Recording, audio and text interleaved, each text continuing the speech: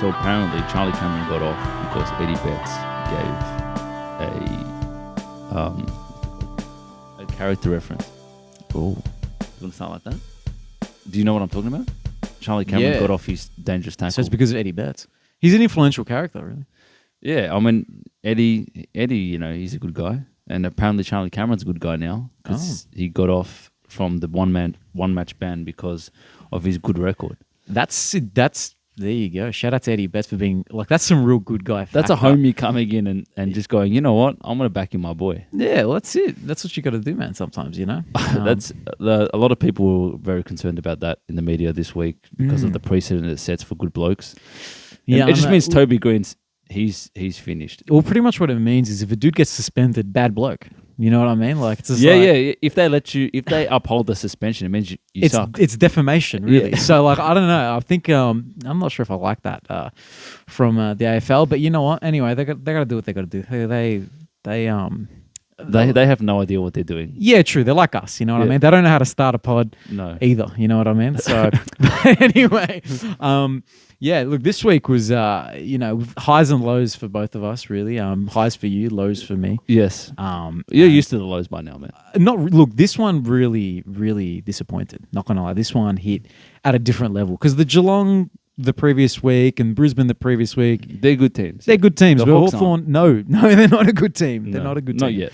So yeah, but we will be getting to those, those games at later on in the pod. But we'll start off. Do you want to start with a little bit of a ladder review, maybe just a quick little analysis of what's going on? Yeah. This is kind of the first time we can kind of look at all the games so far, the team so far, because the buys are finally done. Yeah, so every team's played 6 games now. Yeah, the damage of round 0 is gone finally. Yeah, I know. And no one enjoyed that. No one enjoyed those buys, missing out on watching their team play for a couple of weeks. Terrible. That's not ideal. But it's an even ledger now, so we get to kind of look at the ladder, who's in form.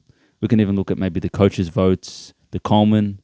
Quickly and see kind of who's heading and maybe have a quick little look at that before we get into the round. Yeah. Or should we just go through each team as we go, talk about their position on the ladder? Sure. And talk. I reckon we'll go through the games as we usually do, but we'll just talk about more so their position on the ladder, more so than the game, we'll say. So St Kilda versus the Bulldogs, and they lost. They lost. And they lost. And their position on the ladder is I hit an ad. Their position on the ladder is now 13th. Yeah. And I think that's about the mark for them, to be honest with you. Yeah. Do you really think they're going to go up, no, 5 spots to the 8? No, I don't think they're going to make it this year. No, you can't put out a performance like that. But they haven't beaten a good team this year, the Saints. No. They nearly beat the Giants, but they didn't. Yeah, and that was after GWS had their couple injuries. They were like rattling injuries. We're talking Sam Taylor and Cogs. So that's right. I mean, they've lost to the Dogs, Cats, Essendon, and Giants. So these are all teams that are fighting for the 8, and they've lost to every single one of them. Yeah, that's to me that says that they're just not. They're not there this year. Do you reckon who's their best player so far this season? Still clearly the best player. Yeah, fair enough. 6 games into the season, he's once again shown his worth as a player.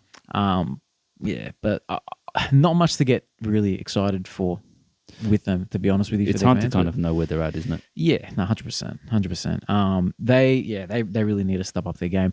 But the Bulldogs, though, on the other hand, typical Bulldogs, convincing win for once. Yeah. And they sneak into the 8 right now. Yeah. So, where do you reckon they? I think they're like fall? 7th to 10th type of range. Yeah, I think that's fair. I think they're still trying to figure out, their mix, which Bevo's been doing since he won the premiership. McRae had a starring role in the midfield with Libber out and Sanders as the sub. So I don't know, and Bailey Dale as well went crazy. 39 possessions, bro could not stop getting the ball. He did not take being the sub lightly. No, he did not enjoy. Ed Richards went into the midfield. Yeah, a little bit of X factor there. Yeah, I liked it. Yeah, but then where does Libber fit? Where does Richards fit? Richards will go back. Richards is flexible. Yeah. Just interesting if Caleb Daniel will come back. I think the trend is that they will. Like what we've kind of seen from the Dogs is a rebound performance from their shit show that was last week. Yeah. But they did put Ballydale back. They put McRae back in the midfield. And they kind of just responded from a bad performance last week. But I think the trend is that they're going to start playing their good players in their positions just to, to be competitive. So do what what Should have every done. team should be doing. Yeah. One thing I will say that was interesting about that game for me is Rory Lobb, right? I'm not sure about the counting stats, but based on the eye test, he looked hungry. He was going for tackles more than I feel like he usually does. Yeah. So he was actually providing, a good target up forward and, providing pressure. How do they figure out that balance now? Like, I'm assuming he's the one who gets dropped. I think he gets dropped, yeah.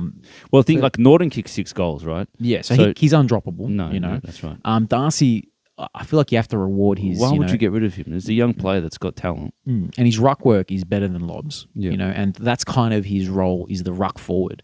But anyway, look, good problems to have, Yeah. Lobb will go back to the VFL for Jamara, you'd think. Unless Jamara's personal reasons extend. Yeah. It Who might knows? give Lobb an opportunity to continue, but Jamara's been their most informed forward. Yeah. And he's the most exciting one in the forward line for sure. Yeah, and the previous week against Essendon, he was their best player. Yeah, by a mile. So, yeah. I think the best thing about the Bulldogs' performance was the fact that, like we've said in previous weeks, it's like Libba and Bont or bust. Yeah. But they kind of, like, Bont didn't have a big game. He kicked 3 goals in last quarter, right? But he didn't have a big game, and Libba wasn't there. So they managed to dominate another team without those 2 main guys carrying. So it's kind of like, all right, finally they found the other players lifted and put in a consistent performance. I felt like that was a performance where everyone kind of stepped up. Yeah, and the randoms sort of popped up as well. Like Riley Garcia put his hand up, used the ball pretty well, became a super coach option. Yeah.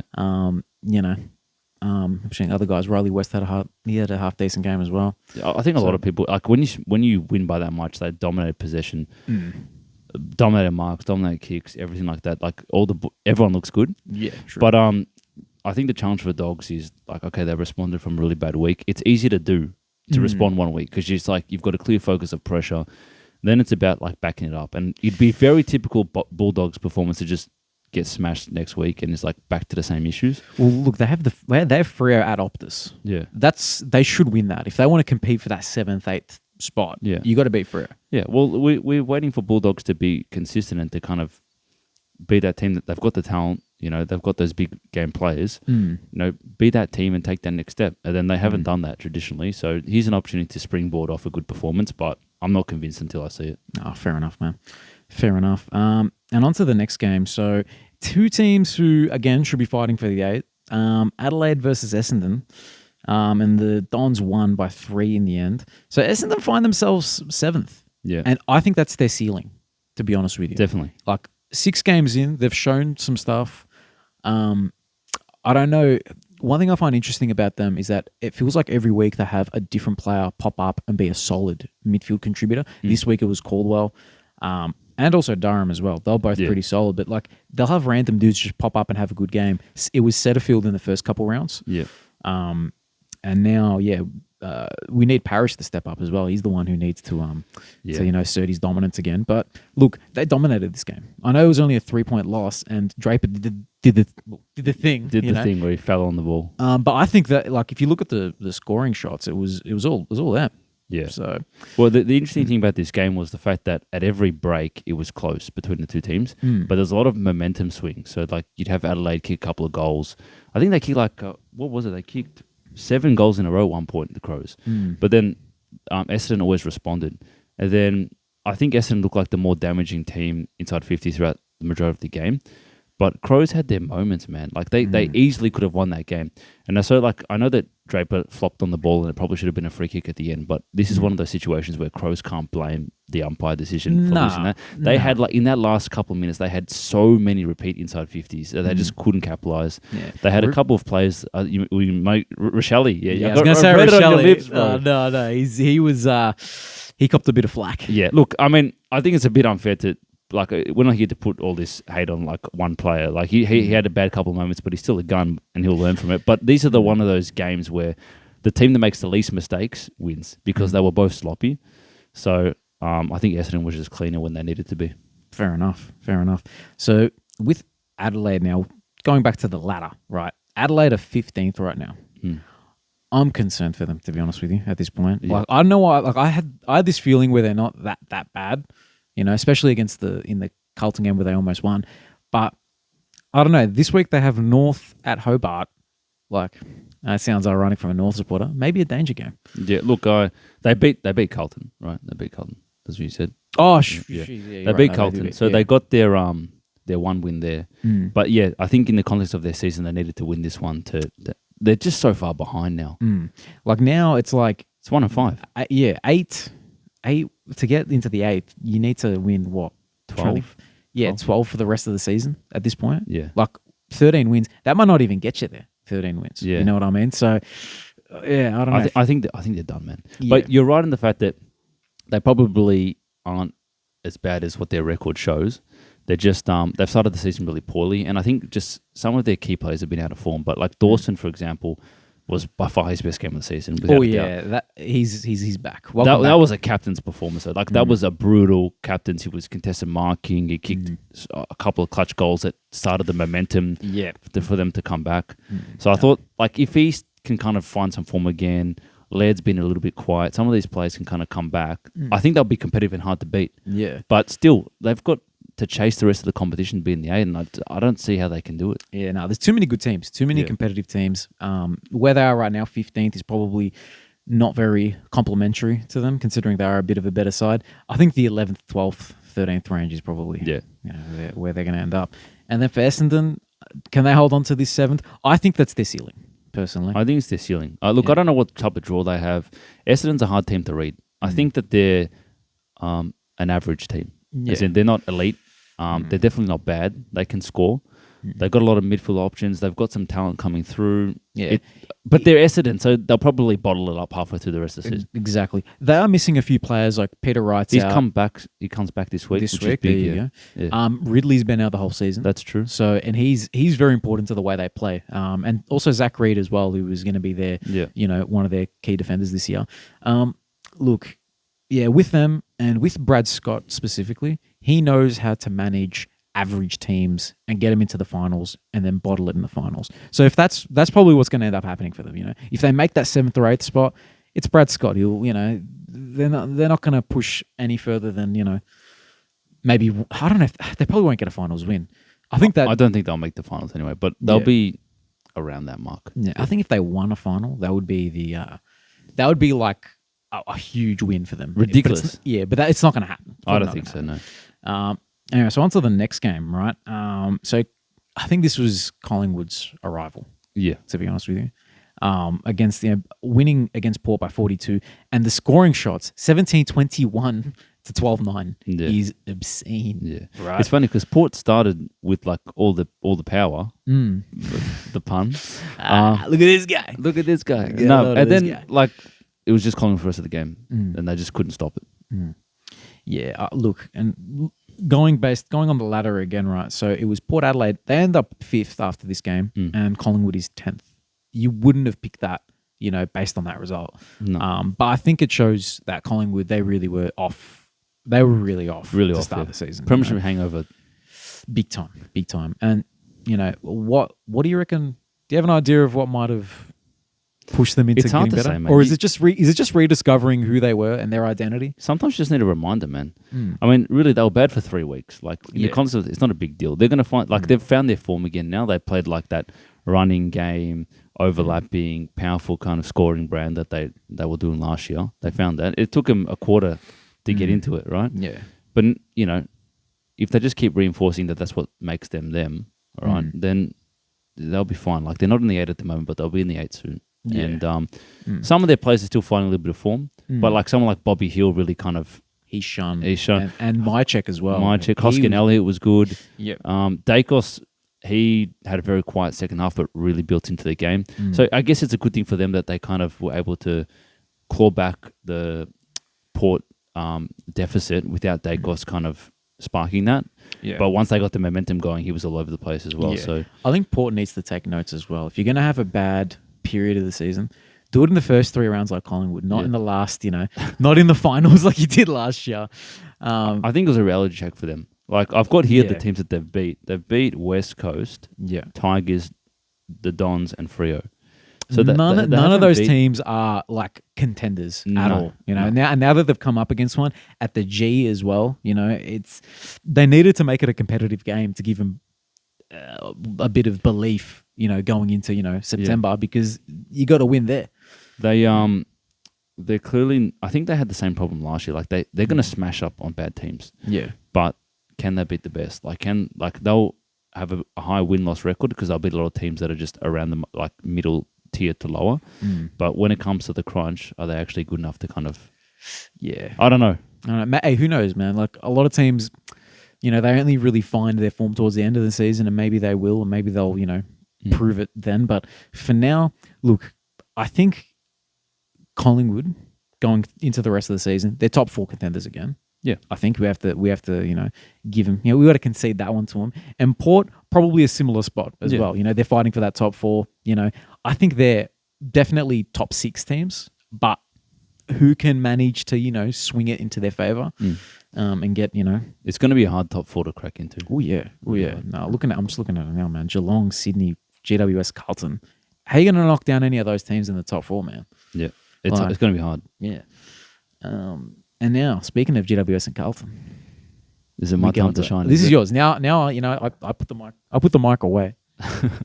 Yeah, look, I'll tell you, man. I went to the footy. I've been to every Carlton home game this year, so it's been good to kind of spend the weekend at the footy. And a real fan. I'm a real fan, but also it's good to kind of see compare week to week, even the atmosphere. This was one of the best games I've been to in a long time, man. Okay.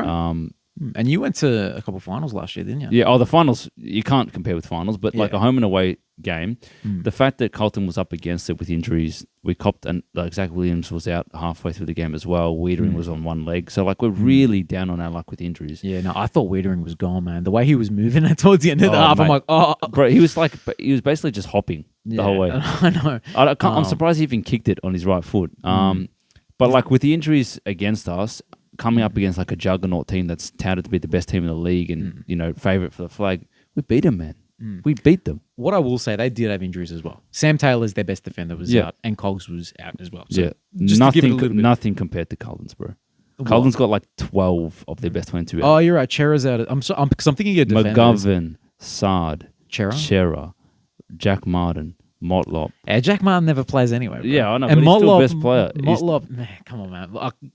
Come on, man. Don't give me that. Nah, look, fair enough. Look, the McGovern and Sard ones are big, and Chera, obviously, but Sam Taylor, when you're coming up against the 2 best key forwards, 2 of the top 3 best, key forwards in the game, maybe top 2 key forwards in the game, They're the best 2 key forwards in the game, I think. Better than Jeremy Cameron?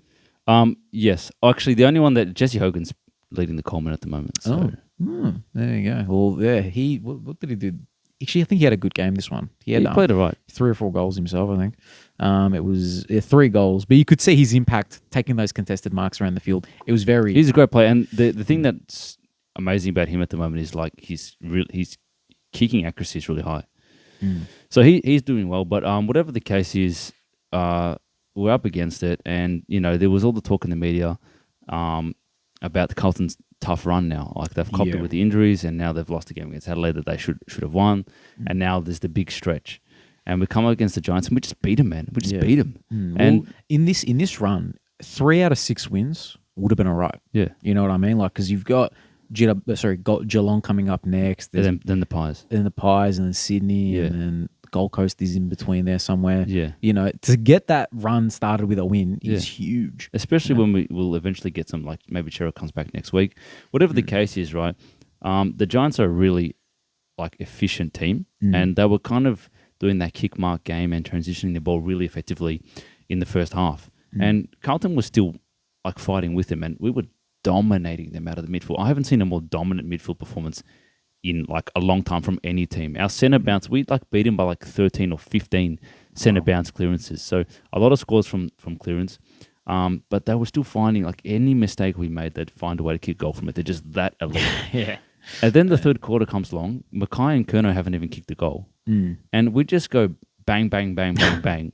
And the crowd, riding the wave of the crowd, we had our turnover game coming, and we just had this patch of 5 to 10 minutes where we kicked, I don't know how many goals. Yeah. And just took the game by the balls, and it was ours. They couldn't do anything about it. The second half, they didn't touch the ball, man. Yeah. I'm just looking at it now. There was 5 goals between Mackay and Curnow in the third quarter. Yeah, that's right. And then 1 to Mackay in the fourth. Yeah. But that's just That's an elite little part, like, portion of the and game. they do that. Like Charlie Kerno does that a lot, man. He'll be out of the game, but then he'll have like a little patch of a couple minutes where he kicks like 3 goals. That's all he needs. That's all he needs. And he's done his work for the game. Yeah, and he wins the Coleman again. You know what I mean? So, yeah. So look, it was great. The atmosphere was great at the game. Everyone was up and about. It's a massive win for the club. And like, it's just amazing to have Walsh back, dude. 17 score involvements, bro. You trading him in this week? I traded him in already. Oh, mate. I went early on yeah. him. Well, I'm looking at him, man. I'm looking at him. I think the whole world's looking at him, man. Oh, no. He's firmly in the sights. He's one of the best players in the league for sure. Now it's just injuries. Just stay injury free. Yeah. His time on green's only about 79%. So we can even compare that to most elite midfielders. It's usually around the 85% mark. Yeah, he's got more to go. Yeah, exactly. So, there's more to come from him. Yeah, so like a devastation from him and Cripps was amazing. Yeah. I think one of the talking points from this game, and actually of the round, was the 2-ruck combo. So Carlton played Pitternet, and he really helps with the midfield game and the dominance in the clearance. Yeah, no, you notice the difference in the clearances when he's in there. He's just a brute.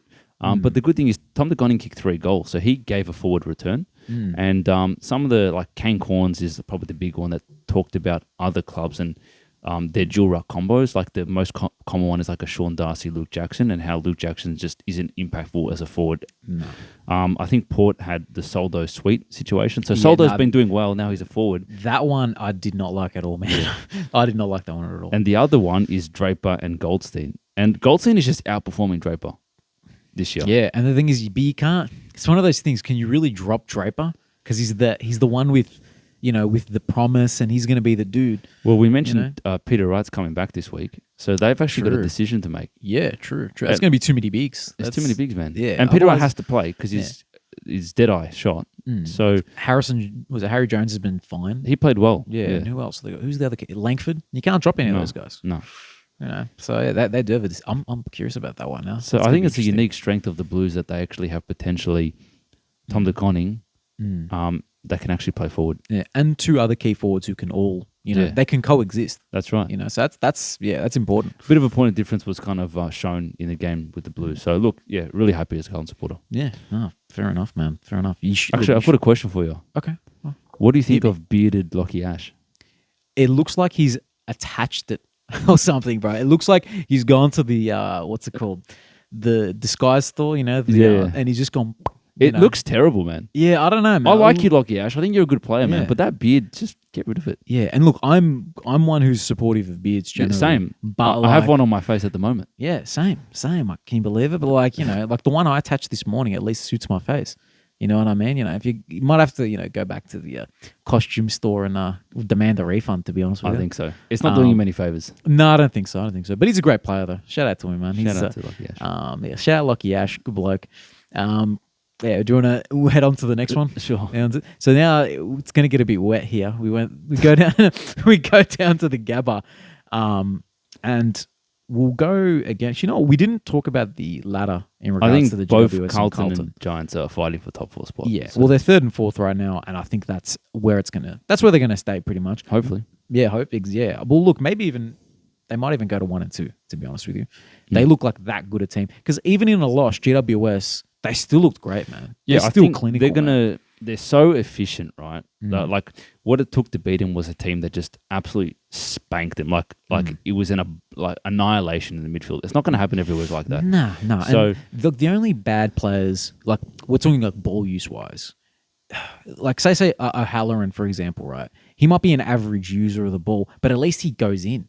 You know what I mean? So it's not like they don't really have any passengers. You know what I mean? I don't think they have passengers, no. No, they're all just solid players. They have AFL skills, at least one of them, and most of them have multiple AFL skills, like elite AFL skills. Yeah. Like good kicks all over the ground, man. Like even Finn Callahan, he might not see the ball that often, but when he gets his disposals and he puts it onto the left boot and it has penetration in his kick, you know what I mean? Like not many other teams, have, a player in there. Let's say the last 5 of their best 22, right?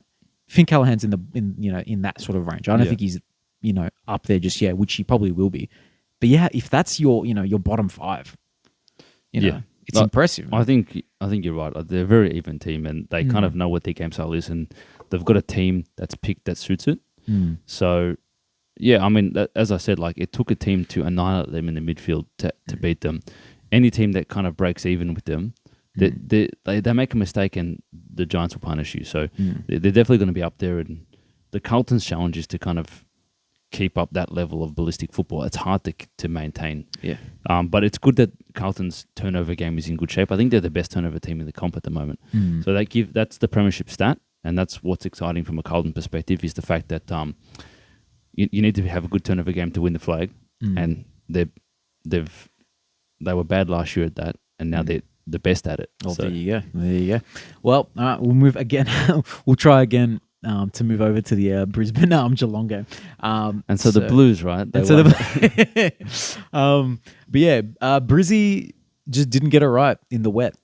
They did not get it right. So it was it was a relatively even game until it started really bucketing. And they just couldn't really adjust to the game style, whereas Geelong were just straight into it, man. Yeah. Which, you wouldn't expect considering Brisbane is more of a, there's more of a wet season there. You would say. Yeah, it's more tropical. Yeah, a bit more tropical, you know what I mean? Yeah. Geelong's not known for its tropical weather. Nah, not from my understanding. But 0-3, man, at the Gabba. Oh. That's I didn't think of it that way. That's they won 13 straight last year at the Gabba. They haven't won again with the Gabba this year, Brisbane. Law of averages is what it is. They're just trying to balance out the ledger. Over 2 seasons. Over 2 seasons, yeah. So, but yeah, look, not great for them, and they're sitting at 12th at the moment. Yeah. I don't think that's where they're going to end up. No, I don't think so either. Yeah, I think they're going to be the 6-7 range, and they'll probably compete for the top 4. Eventually. Right now they're on 2 wins. It's only a win out of the 8. And then 2 wins away from 6th, 7th. So they'll be competing for the 4. Maybe they're just a rung below, just because they've started poorly. Yeah. It's an interesting one with Lions because they've been up there for so long, top 4 for so long, finished like 1st or 2nd for so long, and they had their chance to win the flag and they didn't. And you kind of wonder whether that was their chance. Yeah, and the players probably think of that as well. They're thinking, in their head, it's like, damn, are we done? You know what I mean? And they'll be hungry because they're getting older, these guys. Yeah. Zorko's, he's ancient. Yeah, he's like, when he retires, he's going straight to an old folks home, right? Yeah, 100%. What's his name? The Lions have already paid a deposit for for his retirement home. What's it called? Neil's not getting any younger. No. Dunkley as well. They do have a younger brigade to an extent. There's Rayner. Yeah. Who else? I don't know. Ainsworth. I don't know. Ashcroft. Yeah, actually, hasn't played. We probably got to give him Fletcher. Yeah, no. Wilmot is good. Yeah, and they're going to get Levi Ashcroft next year. Is it Levi? Pretty sure his name's Levi Ashcroft. He's going to be another top 5 pick next year. Maybe even if it was an open draft, maybe he goes number 1. So look, there's still a couple of years before those younger players are kind of the center of the team, though. Yeah, but as we saw from Ashcroft last year, mate, Ashcroft's already in their top 10 players, I would say. Yeah. He's impactful already, and I can't see his brother being that much worse. And Jasper Fletcher is also pretty impactful. So they probably don't have to worry too much about their window being gone. But the pressure sinks in now. They don't, because Charlie Cameron, Danaher, these players are getting older, but I think they're still in the window, right? They just have to find their form. But I think they'll be okay. I mean, they were probably in control of the contested side of the game, but then Big O got concussed, right? And then slowly Geelong started to find a way to kind of get back into the game. They also lost Tom Stewart to concussion, which hurt them massively as well. And in a wet weather game, he's the type of clean player you need. Yeah. But they still managed it, man. They still managed it. Well, you talk about what's crazy is we talk about being in the window with Lions. Geelong is undefeated. They're undefeated, bro. They've won 6 straight. Imagine the start of the season, the only team after 6 rounds to be undefeated is Geelong. You'd be like, not again, man. Yeah. What's Gary Ablett come out of retirement again? Yeah, bad. And I'm trying to think they've beaten some okay teams as well, man. Actually, not really. No, they haven't. No, I'll take that back. They've beaten Brisbane. This was their first big win because before that, it's North, Bulldogs, Hawks, Adelaide, and St Kilda. Okay. So the fact, look, they've done it in the Gabba. They went to the Gabba and did it. Yeah. So, it's impressive nonetheless. But they've banked wins, which means they're definitely in a top 8 team, without a doubt. At the worst, I think they're 7th. Is what I'm going to say. Yeah, at the worst, but they're going to finish in the 8. They're just fine. They're just such a drilled team. Their culture is just so strong. They just never fall off. It's actually amazing. You know what's interesting? I'm looking at their little next few games, right? It's almost the exact same as Carlton's next run. They've right? got a So they Harley. have Carlton, right? Yeah. And then it's Melbourne, Port. So it's Melbourne at the MCG. That's somewhat neutral. GMHBA against Port. Darwin against Suns, but and that's tough, with the humidity. They'll lose that. Yeah, the humidity is too much for the old bones on that team. And then GMHBA against the GWS. Yeah. So they got a tough, and then Richmond after that. They got a tough run coming up. Yeah. So here's their chance. And after that, Sydney, geez, they've got an interesting. Well, yeah. At the end of the day, like if you want to stay at the top, you want to be the best team. You got to beat the other big teams. So it has to happen. Yeah. So here's their tests. Yeah. Tests are coming. It'll be interesting to see what happens. They have to lose. They're not. They can't stay undefeated. I don't think they're good enough to be like that. But they're just so well drilled. And it's good to see some of like their younger players kind of take control of the midfield, like Parfit's playing good footy. Tanner Bruin had a big game. Yes. Jack Bowes is starting to play good football for them. Yeah. No, I always knew he was a solid player, right? But he just, for some reason, he just never fit anywhere. Yeah. But now, and I don't know where he's going to end up because this round he was playing halfback. And then the previous game he was playing in the guts. Yeah, right? the previous two games. Yeah. So I don't know how it's going to work out with him. Like when Tom Stewart comes back, does he take that role in the halfback line? I don't know where he's going to end up. But look, he's been versatile for him. And, you take that, for a dude that I think they might be paying him a bit of money, but they ended up getting a higher pick for him. Yeah. Like they got him in pick 7 or something. It was ridiculous. Anyway, Geelong at it again. They must have done something illegal to get that pick in the background, man. That's crazy. 100%, it's robbery. 100%, man. Legit. Draft compromised. Draft compromised by them. But they have the ability to manage players. I think Tui got managed. Like what type of team is doing? Like has the composure to kind of manage like their more experienced players. Actually, and that's why Bowes went halfback. I think that might be why this week. There you go. Yeah. So he looks like he's still a fill-in player, right? But he's been, but he's doing. That's the perfect fill-in player. Yeah. If there's a spot that needs to be done, he comes in and he's elite. Yeah. Shout out to him. So Geelong have a good not best 22, but maybe like best 26, 27. That's really good, and they can kind of rotate their players. So they're in a good spot. But you're right. We'll kind of see what they're going to be like in the next couple of weeks to really get a judge of whether they're like premiership, or just another 8. finals team. This next game, right? Neither of them should be finals teams, right? Let's be fair. However, West Coast baby lids off with Harley. Man. I enjoyed that game so much, man. Yeah, honestly, I was watching that game. I wasn't watching the Brizzy. No one cared about that game, man. Nah. Harley Reid is the Prince of Perth, mate. Mate, he is just he's must watch. He's must see TV. He is must see TV, man. So, look, we knew he was going to be good. We knew that he looked in the first couple of games. He looked a little bit sluggish. He just looked like a normal rookie. Yeah, exactly. But this game was like an elite game, like already. Yeah. In his 6th game, elite. Look, right? Like you like to talk Supercoach, right? His Supercoach points or his ranking points was 147. Oh man! Which, to give some context, right? Walsh had 34 possessions and 17 score involvements, and he scored a 130. Yes. Cripps had 39 possessions, 13 clearances, and he was 140, something like that. Harley was 147. Whoa. 147 is what he got. For a rookie to score that, I think only Rao did something stupid in his early years with 171. But this type of scoring, right, is ridiculous for a player. So it shows his impact. Yeah, 100%. And we're gonna keep talking, but the alarm has just gone off, and we'll just leave it. We'll just deal with it. Does it matter? No, are the police going to rock up? The police might rock up. There we go. Hey, we're just filming a podcast. Yeah, we're doing nothing weird here. Yeah, no, nothing weird. Or maybe it is weird. I don't know. But anyway, But look, the thing with West Coast, I was talking to Dino about this, right? Their list, right? If you look at it, and we'll compare it to North, and we'll compare it to Hawthorn as well, who before the season were comparable teams, right? Yeah. North and Hawthorn don't have players like McGovern, Yo, Tim Kelly, Barras, right? And specifically Barras and McGovern, right? Yeah. That provides so much, solidity in this team. It's the bones of a premiership side that, They won a premiership, what, 2018? Yeah. 2019, whatever it was? 2018, yeah. 2018. Not that long ago. And these dudes were, key to the success. Yeah. They're still there. Jack Darling as well. He had a great game. Yeah. He had a great game, man. He was it 2 goals? I'm pretty sure he had 2 goals. And then he just provides a marking target running up the field, you know.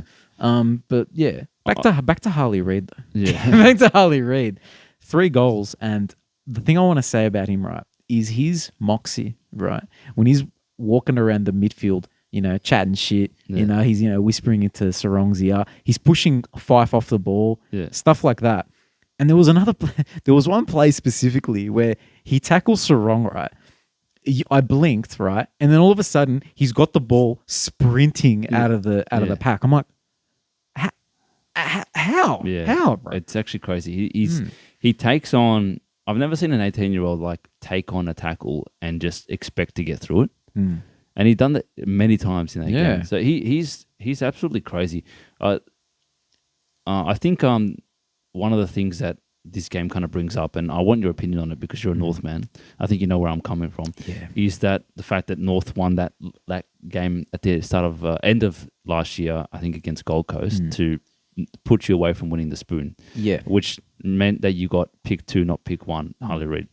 So a lot of the talk, which is natural after such a crazy performance, is like, what did North do winning that game? I know. What's your opinion? Look, here's the thing, and I find this interesting, right? So if we did end up with the number 1 pick, right, would we have been given the compensation of pick 2 from the Ben Mackay deal? Because the AFL have the secret herbs and spices, as they call it, right? They make a joke out of it. But let's be fair. Would they really give North the 2nd pick after pick 1? So we might not have got the 2 for 1, right? Yep. That we ended up getting. However, right, I'd like Harley Reid right now, especially with the way our midfield looks. Yep. We didn't expect to lose Taron Thomas. And I think that's an important thing, right? We didn't expect to lose him. He was probably alongside LDU, best centre bounce player, right? Yeah. So we lose that. The direct replacement would have been Harley Reid into this midfield. Yeah. And so look, I think it sucks. It's a big loss for us. I'll tell you that, man, because this kid it's generational. He's generational. I think to tie kind of some of the things that you've said together, I think it's very valid that the West Coast senior players playing good football, being fit. Yeah, Elliot Yo's in career best form. Yeah, he's all Australian. He's potentially even Brownlow form. He won't win the Brownlow because they won't win enough games. But he's that good at the moment. He might get 15 votes or something. Yeah, let's be fair. Or more. Yeah, he won the what's it called? The medal. Yeah, he won the medal because David Mundy doesn't like Harley Reid. Did you see that? Well, he didn't vote him in. No, they had a little post game interview with the Perth radio team, and Harley's like, I didn't get the medal because Mundy didn't like me or something. He only gave me 1 vote. Is that what he said? And then Mundy's response was, get a possession in the first 10 minutes, and I might vote for you. Oh wow, cheeky. That was very cheeky. Freo West Coast rivalry. Yeah. But you have those type of players, and they give you that right. They're leaders of the club, and they help steady the ship. Right. North doesn't have that, and what they really need is a generational leader. You guys, I think Dean has been vocal about the fact that Simkin as a captain and McDonald's as a captain provide no leadership. And we'll get there. We'll get there quickly. Don't worry, man. To make it quickly, someone like Harley Reid into that team would make. Well, we've seen it with West Coast. He's transformed this team. The hype is I was kind of annoyed at how much he was hyped. I'm like, all right, just let the kid play. But seeing what he did last week and seeing what he did this week, I couldn't believe it, man. It's valid. And everything that they've said, all this hype, which I didn't expect that these possessions that he would get, they're impactful possessions, that would be this impact. Bro, he's running through them, man. Exactly. It's crazy. You know, look, credit to West Coast. I don't know if it's credit to West Coast, but just they've got to enjoy this. You know what I mean? Shout out to him. Enjoy this while you have him. Yeah. He's unbelievable. Yeah. Right? So it's going to be so good to watch. He's so exciting to watch. The other thing I say about this West Coast game before we talk about Freo is I could not believe what I was watching. It seems like everyone's kind of just accepted that how did they win this game, bro? They're one of the worst teams ever in history of the last couple of years. Yeah. And every single one of their players, even the most random, shittest players, dominated Freo. They won every contest. They took every contested mark. They had players leaping for marks, and they're everything came off. They would ballistic football. I couldn't like they destroyed Freo. They They destroyed them, man. It was like they were toddlers. This is West Coast. Chesser was destroying play. Like, what's Chesser? No, you're right. You're right. Chesser last year was just meh.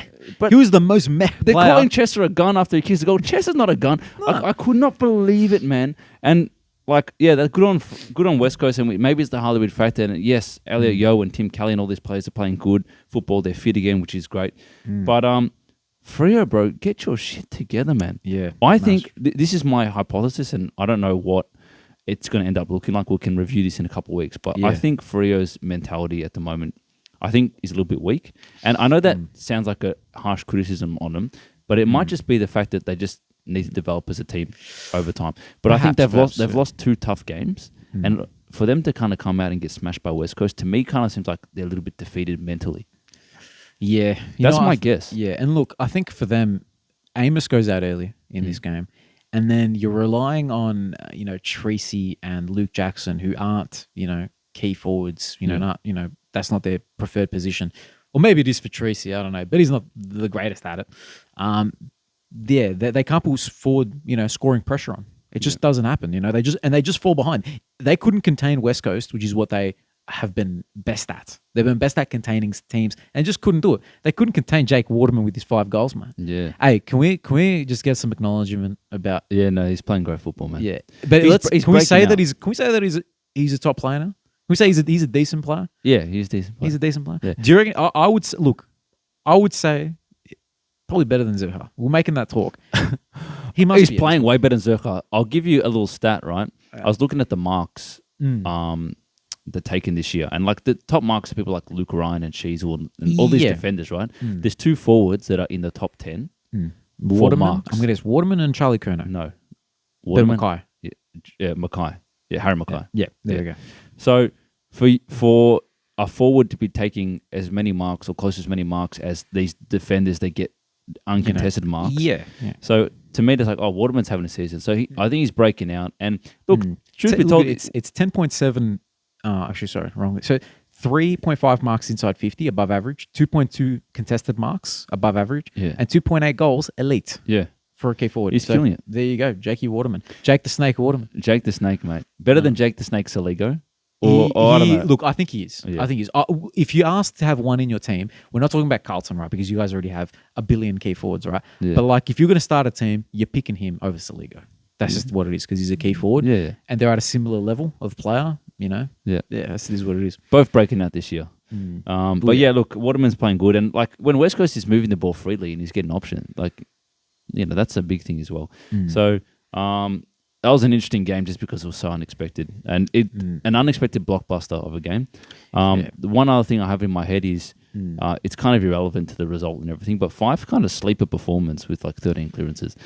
Yeah, you're right. It felt like he wasn't doing that much until the end. He just kept winning the clearance. That's what he can do still. He can still do the clearance game. He just doesn't spread because he's old and broken. But he's good. Harry Sharp and Emmett. Yeah. And Emmett. These are 2 Freo players that are young that are quite good. Yeah, and I think they're positions that need to be filled by dudes who are unselfish and willing to run. And I like the way Jeremy Sharp, he seems to get the ball and he evades Sharp, a bit. Harry Sharp, yeah. Is that Jeremy? What did you say? I said Harry. I think it's Jeremy Sharp. Yeah, it is Jeremy. Yeah, it is definitely Jeremy. Harry Sharp plays for Brizzy, I'm pretty sure. Yeah. Anyway, so cheeky Jezza, right? He gets the ball, he runs a couple steps to the side, and then just kicks it properly. You know what I mean? And that's what you want from a wingman, you know? And he kicked that goal from the boundary, which is crazy as well. Yeah, that was crazy. So look, so Freo's found a little bit of young talent. I don't know. I'm not convinced with them at all. We've talked about them a couple of weeks ago being potentially top 8 team, but they're not. They're nowhere near it yet. They are so far away from it. I think they're around the 11-12 range with West Coast. Yeah. West Coast, as long as these dudes stay fit, as long as McGovern, Barris, Yo, it's asking for a lot. Yeah, Tim Kelly, Darling at least to be compete. Yeah, exactly. Yeah. Waterman's good, and Reid being the best player in the league. If he's got there, like they actually can win like a decent amount of games. Yeah, 100%, man, 100%. Crazy. Yeah. So, anyway, this next game, right? So Sydney versus Gold Coast. This damning for Gold Coast, to be honest with you. But in saying that, right, let's have a look at the two teams that came off the bye. Mm. Sydney and Pies. and the Pies. Yeah. They went and smashed their competition. Yeah. Is that not enough for the AFL to realize this opening round and having early buys is, hugely compromising the fixture? Last year, the teams that came off the bye lost, right? This year, I think teams that came off the bye were benefited. Yeah. Well, at least for this round, we'll have to go back, and I can have a quick squeeze back. So there was no guys that came off the round. I think Carlton week. benefited from them having their bye early, especially with injuries. I'm just not a massive fan of the buys in general. Like, I don't know why it's round 2 and you got buys. Like, it's ridiculous. No, I agree. So round 3, BRIS came off the bye and then they lost to Collingwood, interestingly enough. Carlton came off the bye, beat North as they should. The round after that, right? So it was Suns and Gold Coast. Suns versus Gold Coast. So Suns and GWS, they both came off the bye versus each other. Yeah, that's how it should be. That's how it should have been the whole way through, right? And we'll find out this coming week. Actually, no, we won't, because it's Richmond versus Melbourne. They both came off the bye and they're versing each other. So that's fine. I guess it's not as bad as I was making it out to be. But for this round specifically, Gold Coast and Port may be hard done by. Maybe, but they also got spanked, so true. It wasn't a close game. Yeah, but Sydney's just too good, man. Yeah. No, they're beasts, man. That they've got a lot of midfield power. Yeah, and I think they did well. And I noticed at the start of the game, I think Dermo mentioned it on the broadcast, that they really stacked up the midfield and didn't give any space for Gold Coast. Yeah. So as soon as Rao got the ball, as soon as Miller got the ball, any of those inside guys got the ball, they're just surrounded by players who come in from the wings and come in from the forward line, the back line, the James Jordan types. Yeah, McInerney. Yes, those type of players, Taylor Adams, those guys just all surrounding him. It's just like not much you can do. Yeah. So they did it well. And they had time to figure it out, obviously, with the round off. But yeah, they're right now they are they're second. And I think that's about where they're going to stay. I think they're the scariest team. Really? Sydney. I think they're the scariest team. I don't want to verse them at all, man. Their running power, as you mentioned before, like they've got so many players that can kind of provide that run between the arcs. And grunt as well, though. I mean, they're still missing their captain, man. True. And Luke Parker. I mean, Adams plays Luke Parker role, and like Adams was dominant in the first quarter. Like he shows the impact he's going to have in the team. Grundy had a really good game. Heaney's leading the coaches' votes by 20. By 20. So you can't... Yeah, how can you stop this bloke, man? Yeah, he's a freak. So, I mean, Amadi kicked a couple of goals, so he's kind of finding some form. He's probably their best mark. Yeah, he's really good. And then you also have Luke McDonald. Yeah, Logan McDonald, the good one. There's so much to fear with this team. There is. And as we've said in the past, like they're still young. So they're going to be good for a long time. Yeah, I know. And look, if you want to talk about compromised drafts, Heaney was a what's it called player, academy player. Blakey, academy player. Mills, Goulden. Yeah. Warner may have been as well. Maybe Warner. We're gonna put him into that because he's a blonde dude. Blonde kid. I'm pretty sure there's more. There's more anyway. And Braden Campbell. Braden Campbell. And is he playing right now? He was sub, weirdly enough. Yeah, well, there you go. So that's anyway, there's come to Carlton, Braden Campbell. We won't make you sub, bro. Come to North. We need everyone, bro. No, you know, actually in saying that, no, you know what? All our players we get from other clubs are shit. So you know what? No, only through draft. Let's quickly let's talk to Gold Coast so you can talk about North. Yeah, Gold Coast they got heavily beaten. Took Miller got smashed, and Anderson got smashed. But they're still good. So Sydney's just better. All right, North. Let's go. North. All right. So I'm going to go through the entire list and talk about how they disappointed me. You know what? I'm gonna just go through the players that played. All right. First of all, Comben. Right. So because I'm going to go through just the lines. Right. Yeah. Sure. Comben. Okay. He's probably. We're not starting off well because he actually can hold up his head high because he had about 4 or 5 intercept marks in the first half. They moved him forward and then he had one handball. Yeah. Not his fault. That's not his fault, man. But the thing is, right, based on the eye test for me, him up forward actually provided a contest and made us look dangerous up forward, even though he barely had it. Just the fact that he can compete was huge, right? I don't know how we do this moving forward, but on either end of the ground, we need him, right? He's excellent, right? And he's actually not the next one, right? I actually think Aiden Core didn't look that bad, right? He didn't look that he bad. didn't look that bad. He actually had some really good moments, a couple chase down tackles. He showed a bit of urgency. But you know what? If that's your not the worst game, then it's like, it's up against the Hawks forward line, man. Exactly. All right, next one, Luke McDonald, another one. Not his worst game. But the thing is, if that's your best game of the season, you're shit. You know what I mean? So anyway, we move on. Fisher, weak, right? Are you happy with that trade in? Look, early days. Didn't work, buddy. Early days. What I will say about that, we did get your first round pick, and we just sent 2 later. It was like we sent 2 picks to you guys, but we did get a first pick back. No, but we effectively swapped Fisher for a late first round. Yeah, but we also got a first round out of you guys. We got pick 7. It was pick 17 and Fisher for pick 22 and 23 or something. So you guys have basically got an extra pick. Yeah, so we got a first round of Fisher. Yeah, something like that. So worth it. Yeah, 100%. Right. So anyway, my thought about him is you're too small to play in defense. We can't have all these smalls playing in the defense. I want him in the forward line.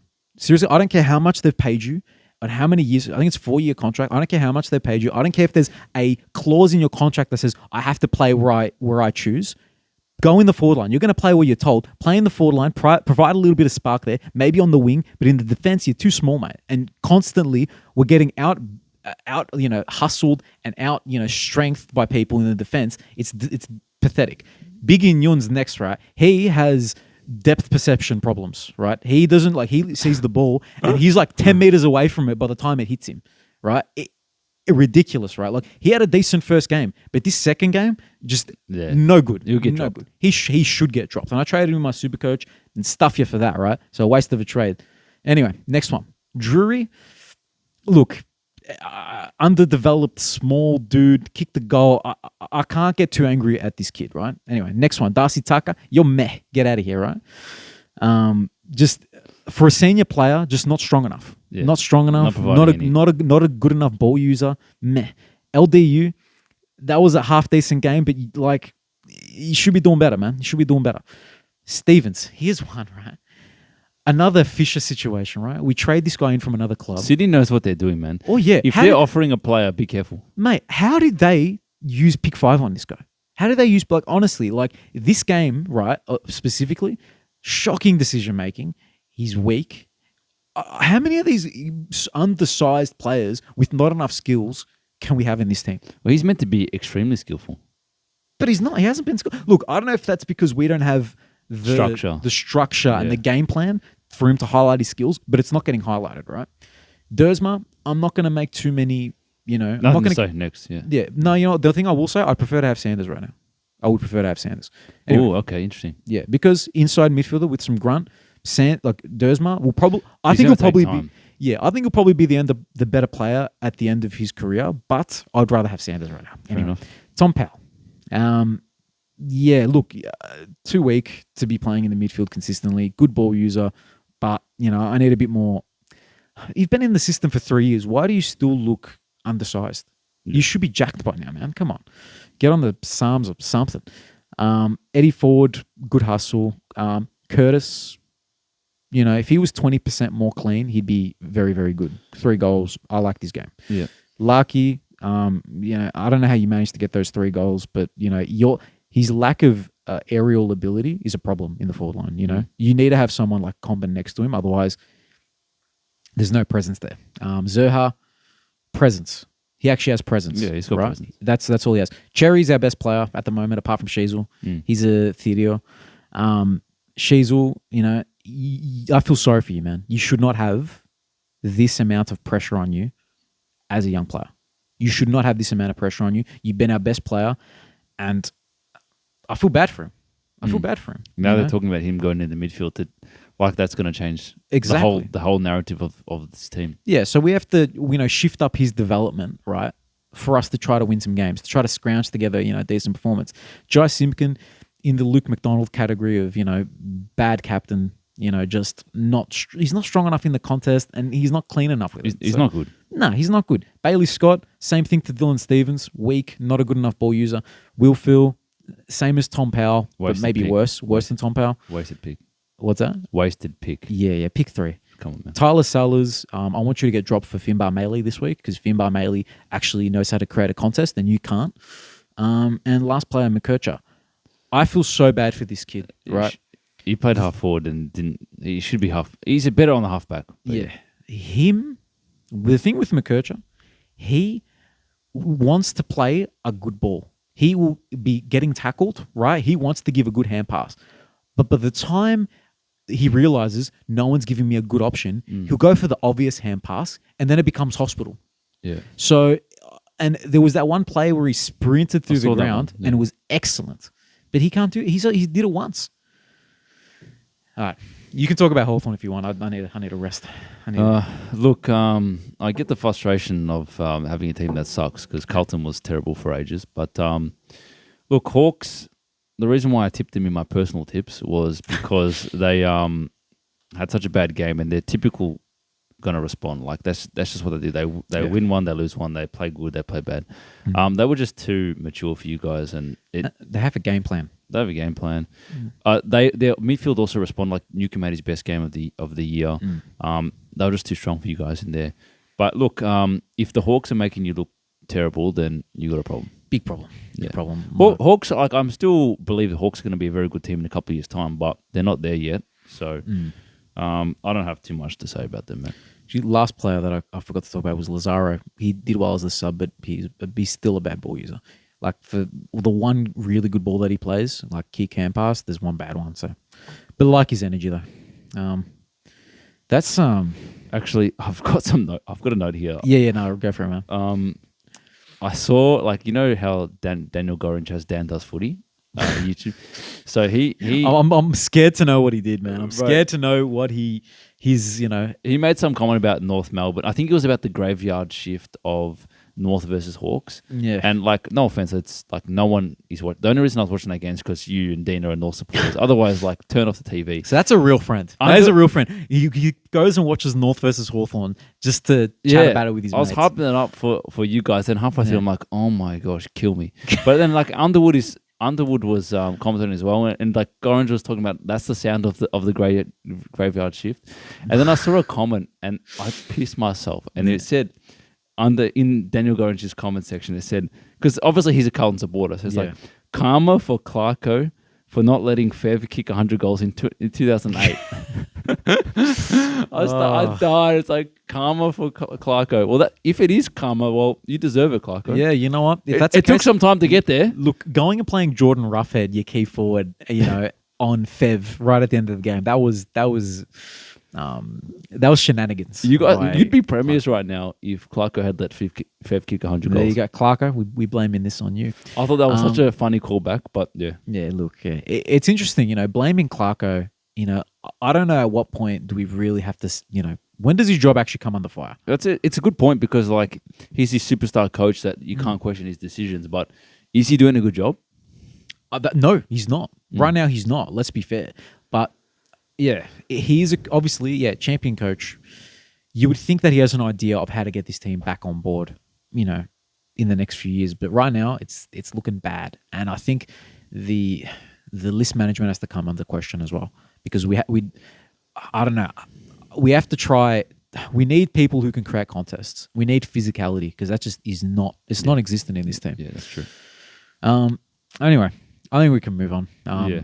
From that. I get your frustration. Yeah, no, I appreciate you listening and letting me talk my look. I kind of enjoy players. a little bit of like a trash talk on a team that is failing because I remember when Carlton was shit. I was like, man, throw out the coach, throw out the players, throw out this. But it's good to have a team that's stable. Like it's really good to have a team that's stable. Ooh, and what I will say, right, I've spoken my grievances there. I still think that this team, we're going to smell the roses at some point, right? Yeah. But I don't know how many of these dudes are going to be involved, and I want them to prove me wrong.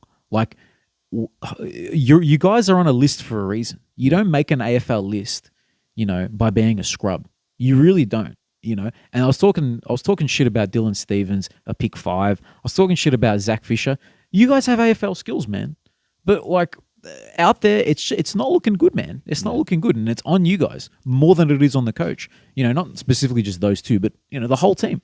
I think this is just my guess, but I think you'll be surprised by how many players you're going to clean out before you get a top 4 team. And the crazy thing is, it's going to be the players that we think, oh, this is the dude right now, who we're going to trade for a second round pick, and that second round pick is going to be the guy. You know what I mean? Like maybe Paul Curtis wants to go, or maybe and they're talking like dudes that North supporters like, right? We like Paul Curtis. We like. That's about it. Yeah. Now we like our Wardlaws. We like our he can't go anywhere. But Tom Powell, Will Phillips. Those dudes. Those dudes are probably gonna have to go. They get traded for a second or whatever picks, a pick upgrade, whatever it is. The turnover, you're right. The turnover is going to be crazy. Yeah, look, you've got a couple of elite talent. Like you got Sheasel, you've got Wardlaw, you've got McKercher, Dersma. Larky's still involved in that, but Larky, LDU. Yeah. And then it's like everything's up for air. I think Combin's a great talent as well. He's the only dude who really has presence in the marking space. Yeah. Logue's out. Hopefully he can. We really need him to. Yeah, he's a good player, 100%.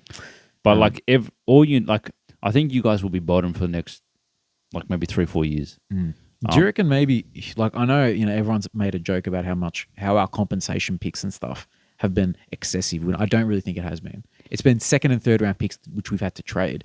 Do you reckon it's fair for them to ask again? Oh, they probably will ask again. I don't think they'll get it because they've got you've had the AFL hates us as well. We're not Gold Coast. If it was Gold Coast, they'd give it to them. But us, look, I don't know how that compensation stuff works, to be honest. But I don't think you'll get compensation this year.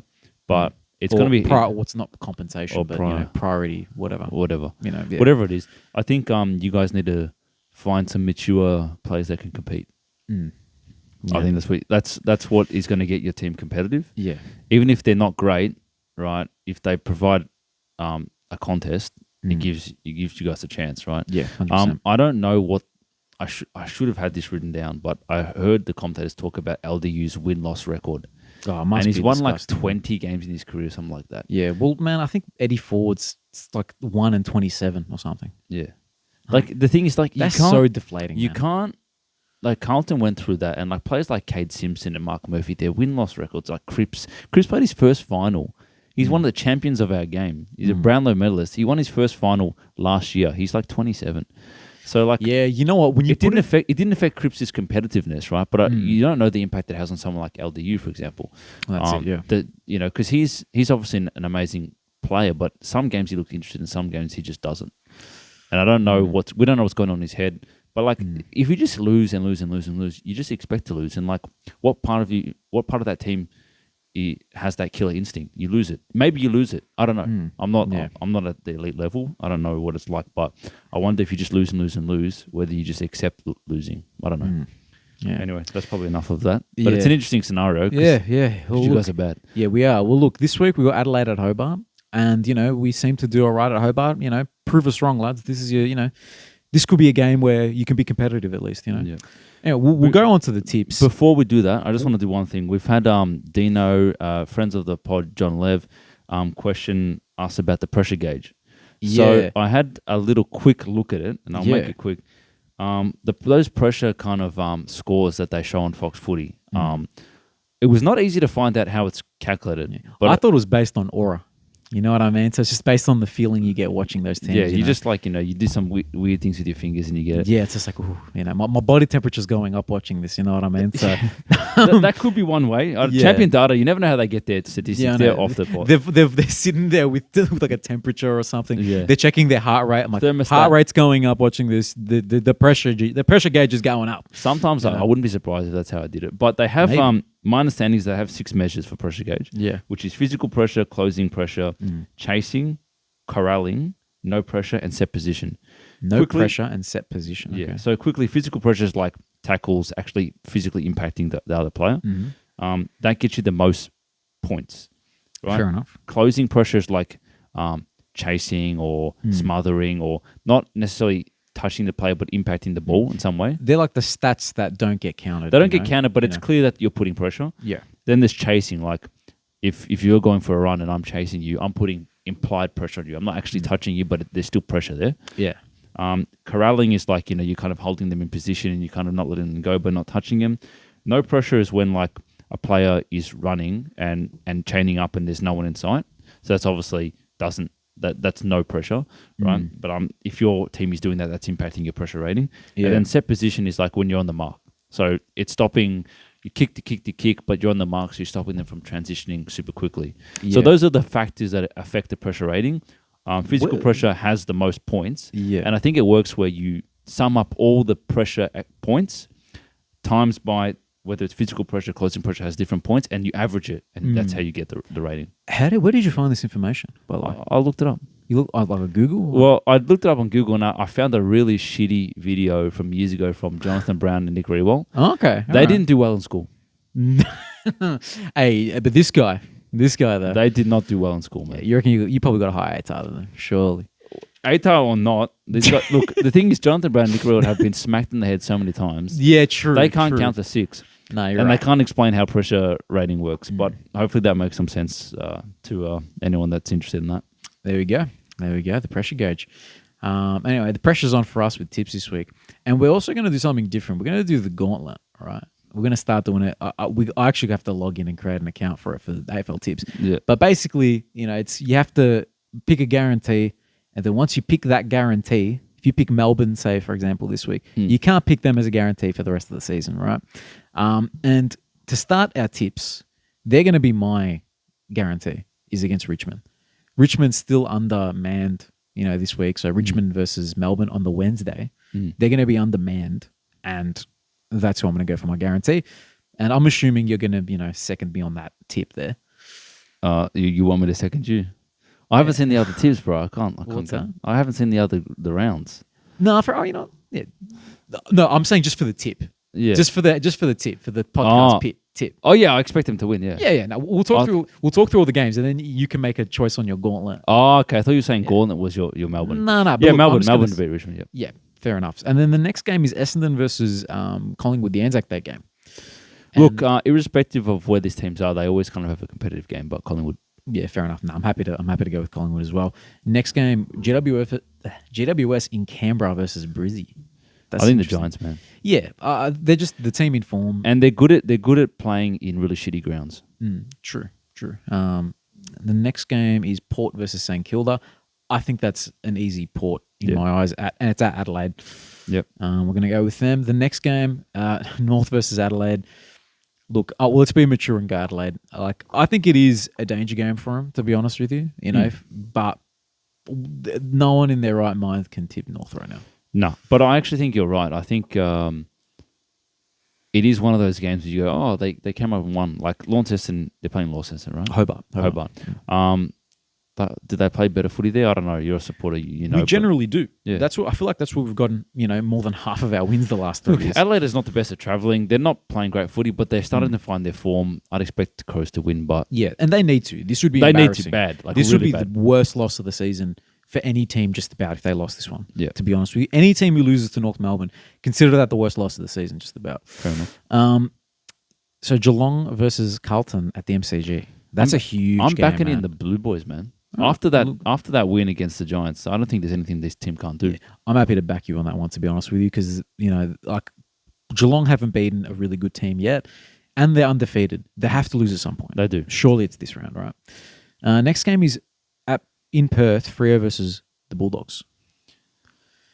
They're just too. Who cares, bro? Who cares? Look, I'm gonna go the Bulldogs Yeah. because I don't know, recency bias. They just won. I don't know. We have to agree on the tip, so I'd go Bulldogs. All right, done. So we don't have to talk about this one anymore.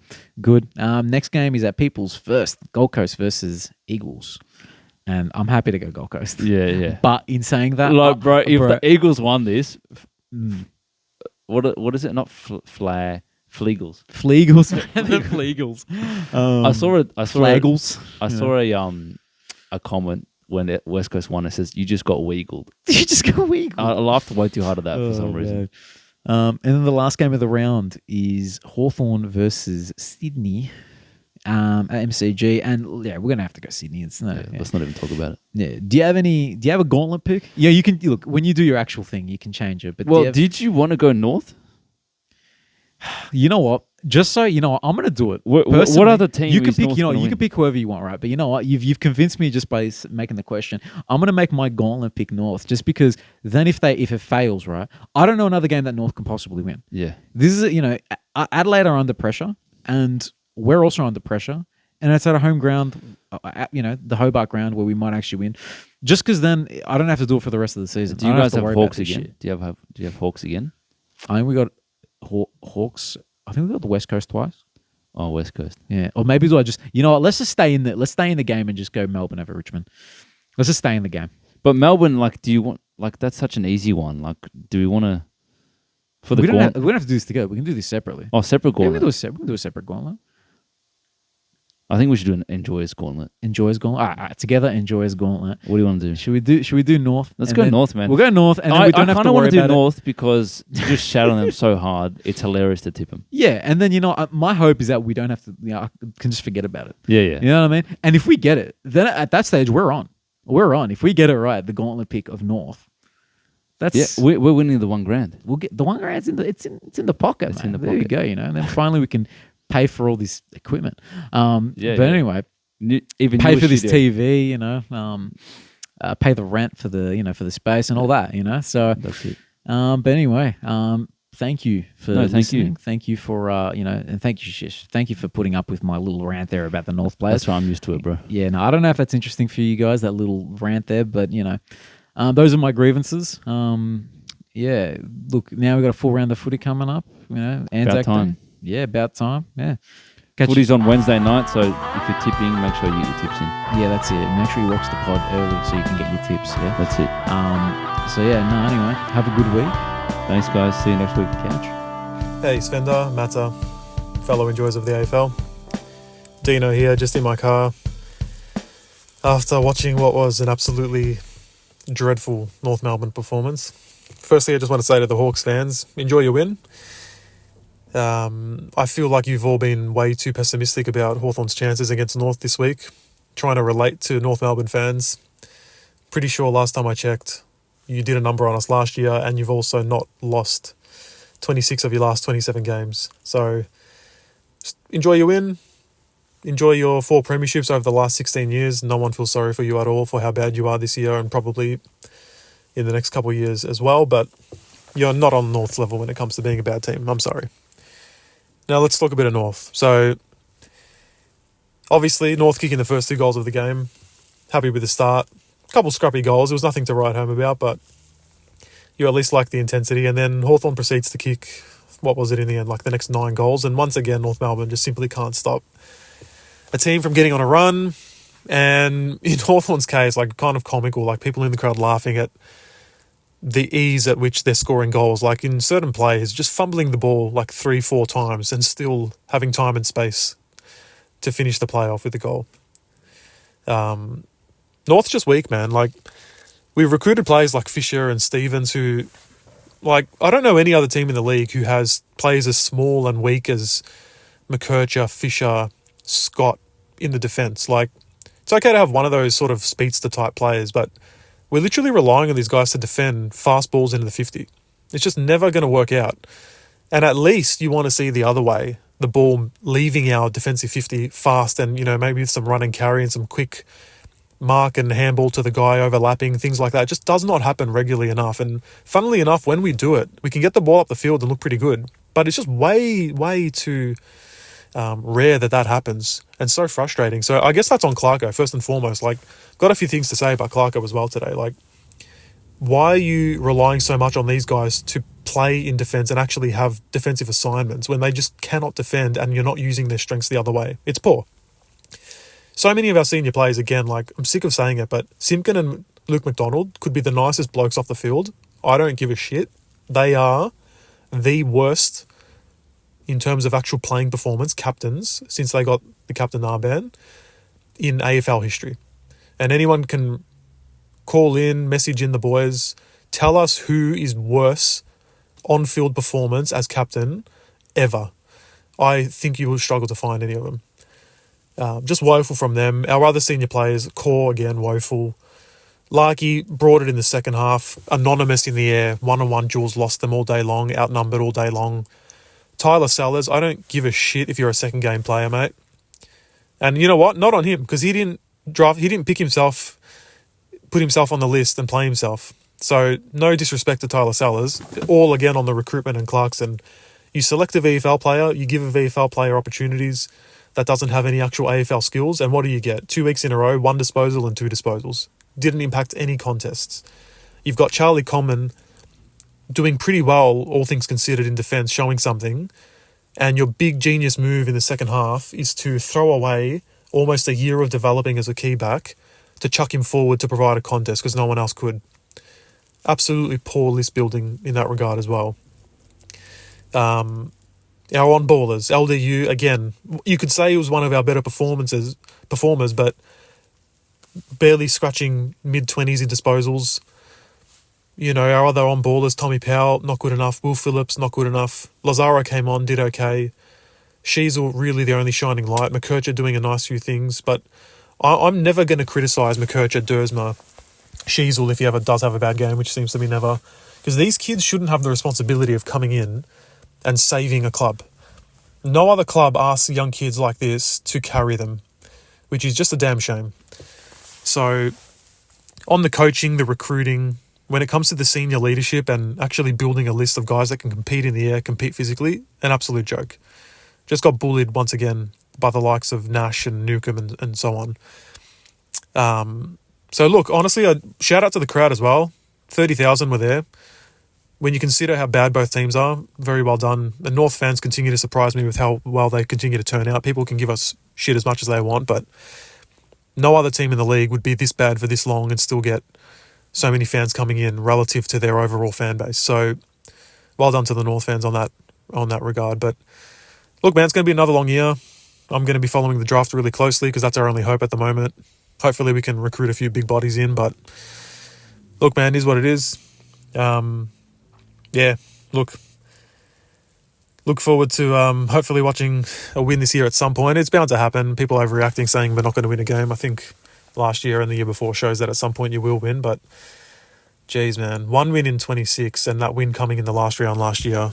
Other than that, it took till round 1 and 2 last year for us to win 2 very close games. So, geez, hard to be a North fan right now, but look, hopefully it is all building to something and we do get a payoff and me and Matzo can enjoy some sweet revenge on a lot of teams in the years to come, but it's not going to be this year, that's for sure.